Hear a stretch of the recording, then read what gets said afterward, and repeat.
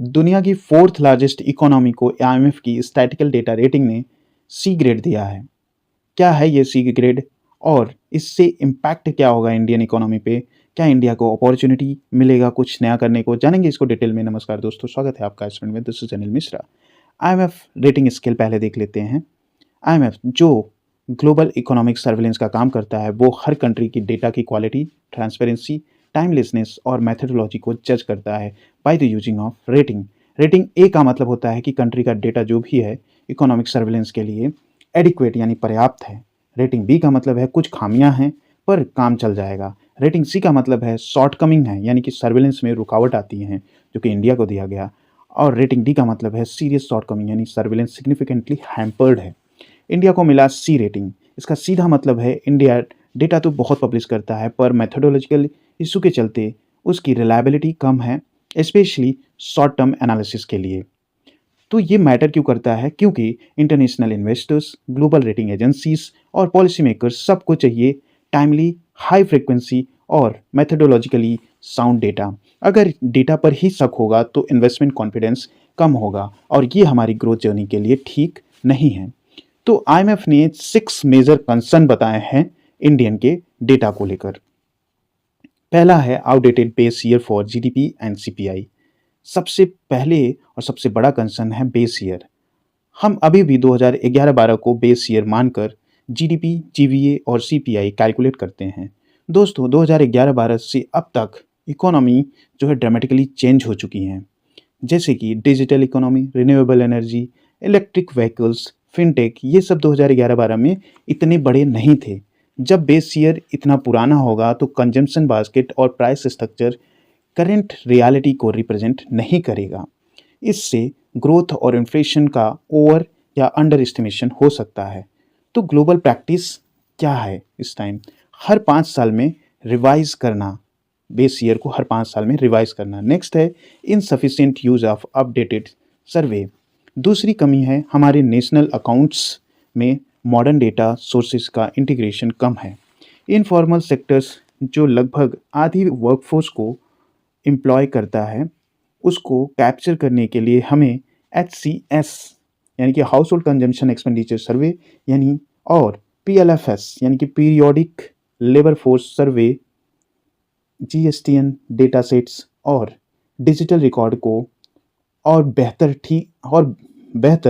तरीके से यूज़ करना होगा।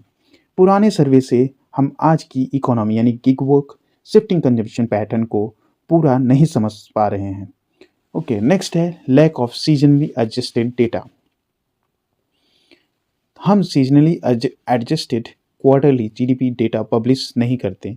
इंडिया में फेस्टिवल्स हैं, मॉनसून साइकिल हैं, फाइनेंशियल ईयर एंड इफेक्ट हैं, ये सब क्वार्टर्स को अब इफेक्ट करते हैं। ओके, जब तक हम सीजनली एडजस्टमेंट नहीं करेंगे, quarter on quarter comparisons mislead होंगे और इकोनॉमिक मोमेंटम को समझना मुश्किल होगा। G20 कंट्रीज़ में ये एक बेसिक रिक्वायरमेंट है। ओवर रिलायंस ऑन WPI, ये क्या है? रियल जीडीपी निकालने के लिए हम कुछ सेक्टर में नॉमिनल जीडीपी को WPI यानी होलसेल प्राइस इंडेक्स से डिफ्लेट करते हैं।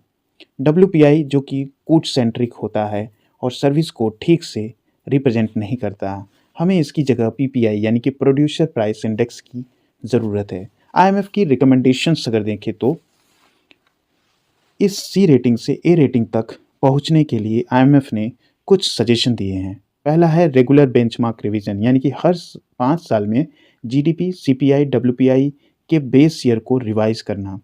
दूसरा, इंट्रोड्यूस अ PPI यानी कि एक रोबस्ट प्रोड्यूसर प्राइस इंडेक्स को लॉन्च करना।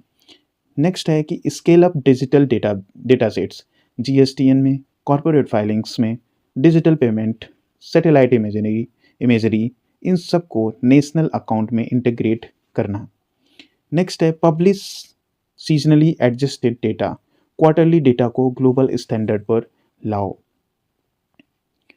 तो दोस्तों ये डेटा क्वालिटी सिर्फ स्टैटिस्टिक का मामला नहीं है, ये हमारी मॉनेटरी पॉलिसी यानी RBI के interest rate decision, fiscal policy यानी टैक्सेस, सब्सिडी, इन्वेस्टर कॉन्फिडेंस और ग्लोबल क्रेडिबिलिटी को डायरेक्टली अफेक्ट करता है।